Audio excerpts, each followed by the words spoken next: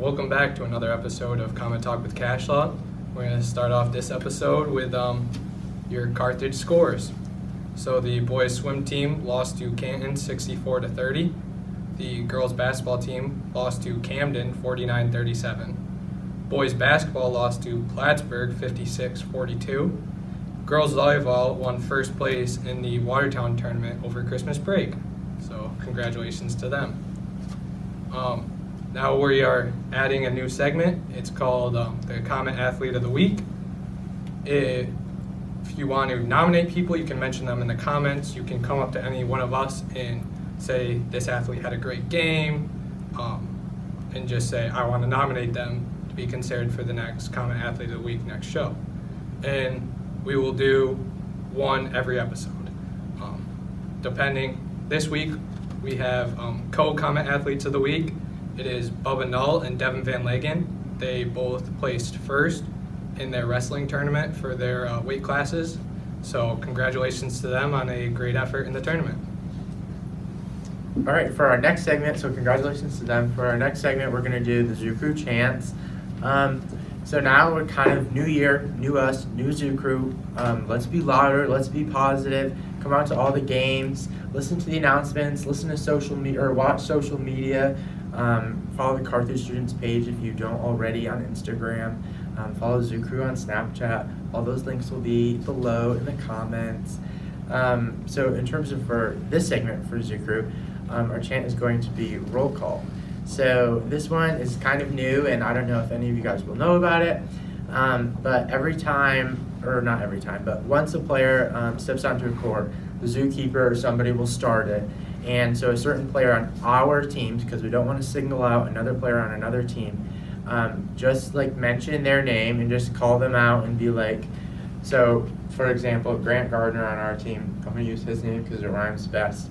The Zoo Crew will be like, Grant Gardner.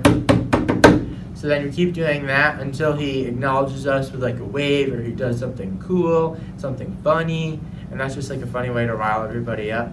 So it doesn't matter who the name is. Grant was just our example, but we hope to hear everybody kind of chipping in during that chant when we do it at a basketball game. The plan is to do it for the starting lineup at the beginning of games when they very first start. For those of you that don't know, Yankee Stadium does it. And so you go around and you just chant the player's name until they acknowledge the crowd, the student section, and then you move on to the next player. And then you get through the whole starting five, hopefully at the beginning of each game, and that's just another cool thing we can add. I'm here with Trinity, Rachael, and Claire from the girls basketball team, and just going to ask them a few questions about how the season's going and plans for the future this year. So what has this season been like for you guys? The season's been actually really good. It's been better than last year. We have more wins than last year. The team, I think we're getting along well. So, yeah. Yeah, it's been fun and enjoyable. All the practices we're always laughing, but like taking things serious as well. So I feel like the team's a lot closer this year than it has been in the past, which is helping us with our chemistry. And we've won more than last year, which is always good. So, what are the main differences between this year's team compared to teams in years past? Yeah. We are definitely working a lot harder and more focused during practice.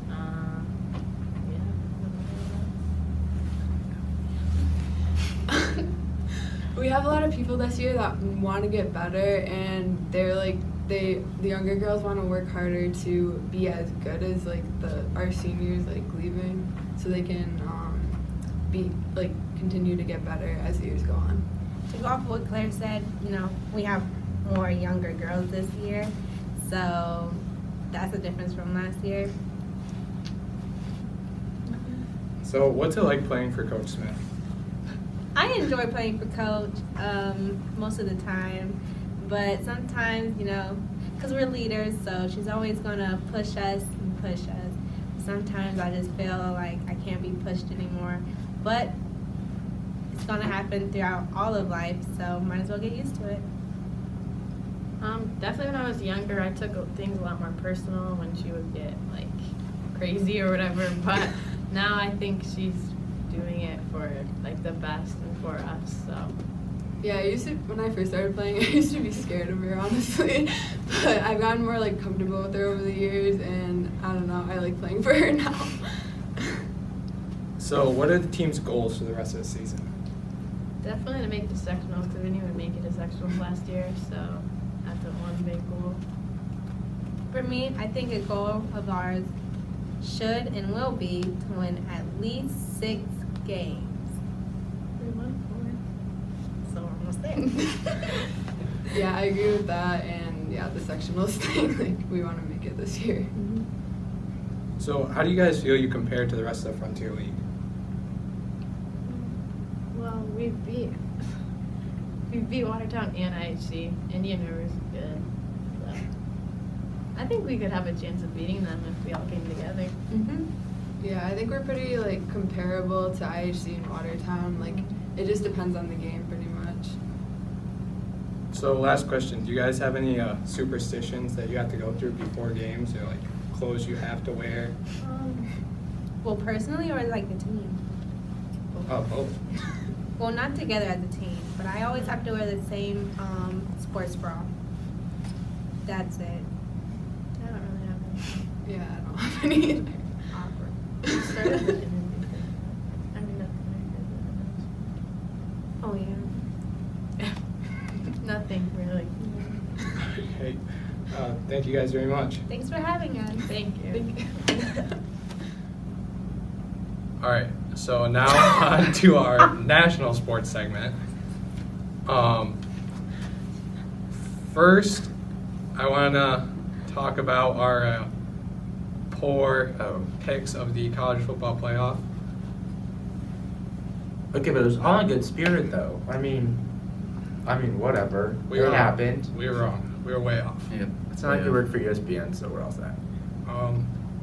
I didn't think Trevor Lawrence was going to perform like he did. He did not play well against Syracuse. Granted, that was his first college start. He only played one half before getting injured. They didn't play any really competition the rest of the season, besides until Notre Dame and then Alabama. So I was banking that once they saw a good defense, that they would struggle. And that's not what happened. He performed extremely well and shocked me. Made me eat my words real quick, and just got to tip your hat to Clemson. Speaking of Clemson, Grant Gardner's a Clemson fan, so gotta give it to him. You gave a lot of trash to him, so you proved you're wrong too. So good work, Grant. I just said I didn't want Alabama to win, and that happened. So I'm happy about that. I really wanted to buy a shirt that said "Roll Clemson" on it, but I couldn't get it fast enough. Well, in terms of Trevor Lawrence, he threw 3 touchdown passes in the Cotton Bowl against Notre Dame, 30-3 final score. And then against Bama, the next week in the national championship, he threw, I think, 3 touchdown passes again. Yeah, 3 touchdown passes again, and he obviously dominated the college football playoff. But not only that, Clemson was the first 15-0 team since the late 1800s, which is like unreal. There's never been an undefeated team to dominate the BCS like they did. So, congrats to Clemson. But They came out and Clemson outplayed, outcoached every aspect of the game. They did better than Alabama, and I was shocked. I didn't think that was going to happen. I have a lot of respect for Dabo Swinney, but I definitely thought Trevor Lawrence was too young and inexperienced. But I thought he was going to get better as the years went on, and he still will get better, and that is really scary for college football. So now we're going to move on to NFL playoffs. Wild card round. Very interesting wild card round. A lot of crazy games, crazy finishes. Which team surprised you the most in the wild card round? I guess I'm going to have to go with the Colts. They really came out and dominated a really good Houston Texans team. Deshaun Watson couldn't get anything going, and Andrew Luck really dominated the game. So, Yeah, I was kind of disappointed in that game. I thought it was going to be a lot closer, but the Colts had it for most of the game, if not all of the game. Mine was definitely the Ravens-Chargers game. Everybody knows I'm a Ravens fan. We beat the Chargers earlier in the year. I really thought for sure that Lamar Jackson was going to pull through. He didn't. Yeah, I was really disappointed by that. I don't put the blame on Lamar Jackson personally. I don't either, but The first game when they played the Chargers, they were extremely run heavy. Yes, that's their offense. It has been since Joe Flacco got injured. I think they've been protecting Lamar Jackson, trying to keep it run heavy, protect the rookie, put less on his shoulders. I thought that they needed to get rid of that come playoffs, give him the full range of the playbook. And I personally think they didn't start doing that until they were behind in the fourth quarter. And as you saw, he had an amazing fourth quarter, started to lead a comeback, had ridiculous stats, but before he only had like 40 passing yards through the first 3 quarters. yeah, but he had a bunch of fumbles, interceptions in the first half. I don't think that was a playbook thing, that they weren't giving him the full range of the playbook. The fumbles were his fault, but he didn't have like multiple interceptions in the first half. And It's not like they didn't exist, though. I think a lot of it had to do with the O-line. I also think that, it was just kind of the whole second half. Will they put Joe Flacco in? Will they not? I think they at least should have tried it. I don't really care what the rookie is. As a Ravens fan, when you get there and Lamar Jackson is just like being crap everywhere, I think that's the least that they could have done. I know that a lot of other Ravens fans agreed with me, but I know that they wanted to stick with the whole he got us here, so we're going to keep him in. But I just don't know. I kind of question that a lot. I don't know how it would have turned out. He did start the comeback, but I don't know. Joe Flacco wasn't really doing much for the Ravens when he was in. He wasn't, but He's not like this unreal quarterback passer that's going to change the game either. They're still going to be run heavy. They're still going to give it off to their running back. And your offensive line did not help Lamar Jackson No, at all. no, yeah. And it would have been worse for Joe Flacco because he's not mobile. Some of the plays Lamar Jackson made were because of his scrambling ability, and he had some crazy plays where he used his legs to extend the play and then make the pass downfield. So I like staying with Lamar Jackson. I think it's a better choice. I think he escaped the pocket a lot to give his wide receivers more time, but the offensive line didn't help, and waiting until the fourth quarter to let him throw the ball more was not the right call, in my opinion. well, thinking positively, back to our last show, we were talking about Baker Mayfield versus Lamar Jackson, and so first time talking about this game. Ravens beat the Browns. I know the Steelers were wanting us to lose. We kind of cost them. If we would have lost to the Browns, or the Ravens, if we would have lost to the Browns, the Steelers would have made it into the playoffs. But we beat the Browns. Lamar Jackson definitely outplayed Baker Mayfield, I thought. Yeah, we made it into the playoffs. The Steelers didn't. Lamar Jackson's also the youngest quarterback to start a playoff game in NFL history. So, True. like, the kid's going to be a lot of room to improve. I'm not worried about him. I think he'll be great. Still lost, though. Still bitter about that. So, on to the games of the week. We're going to make our picks for the NFL divisional round for the playoffs. So, first game, Colts-Chiefs. What do you got? I'm going to go with the Chiefs. Chiefs are a solid team. I've always thought that. Yeah, I mean, there's not much to say. I think that they're going to win. Mahomes is just too tough. I'm going to go with the Colts. I mean, last week they definitely surprised me, and they got a little luck on their side. The Chiefs' playoff struggles have been a problem. Andy Reid has not really performed in the playoffs. Granted, this is a different team, but they have not been the same since Kareem Hunt. They have struggled as of late. The Chiefs' defense is very suspect, not very good, especially over the middle, covering the pass.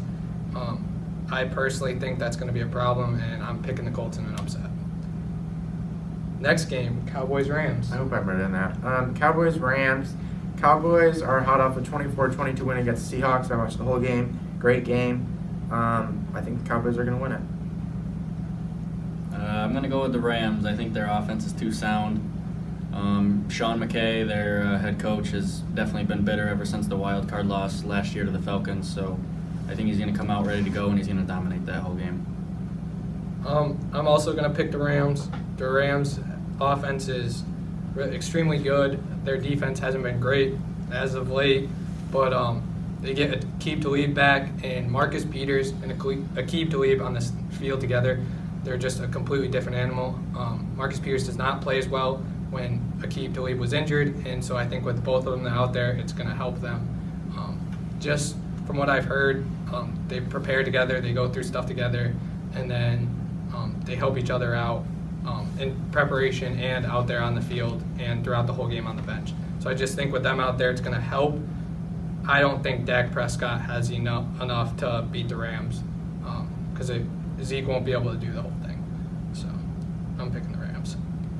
So Chargers, Patriots. All right, so we just went through the whole Chargers thing. Tom Brady and the Patriots. I just don't see it happening. I see a Charger win. I think it's going to be a real close one, but I'm going to go with the Chargers. I'm going to agree with Leland. Phillip Rivers has been itching for a Super Bowl shot for a long time, and they just got back their starting tight end, who they lost really early on in the season, Hunter Henry. He just came back from a torn ACL, so I say Chargers. I'm also going to go with the Chargers. I think the Patriots aren't as good as in years past. I think the Chargers are really good this year. Their offense is really balanced with Melvin Gordon, Phillip Rivers. They have an extremely good defense. Leland can tell you about that. So I'm just going to pick the Chargers. All right, the last game is Eagles-Saints. All right, Eagles-Saints. I think the Eagles have a really good chance in the Super Bowl. I think that if they play well against the Saints, I think that they could go all the way. I'm going to put it on the Eagles. I think that the Eagles' performance against the Bears, I watched a lot of that game as well. 16-15, close game. The Bears, that was kind of disappointing with the whole kicker situation. But I am going to go with the Eagles. Now, when you say performance, I don't think the Eagles played very well. They got lucky. But I'm going to go with the Saints in a dominant victory. I think they're going to dominate the whole game. Nick Foles, I mean, you can say whatever he did in 2017. It doesn't matter now. It's a whole different year. He's going to be dominated this game. I think this will be the best game out of the playoffs. I think it has a lot of potential. The Saints dominated the Eagles the last time they played, but Carson Wentz was the starting quarterback. I'm a big believer in Nick Foles. The kid he just goes out there and plays. He led them last year to an amazing Super Bowl run, and at the end of the season, he went on a huge win streak to get them into the playoffs. Huge believer in him. I doubted him, picked against the Eagles all last year in the playoffs, and he just kept proving me wrong. So now I'm not gonna go against a 9-inch Nick, and that's the size of his heart. So go Eagles. So that wraps up the episode this week for CometTalk. Thank you very much. See you next time.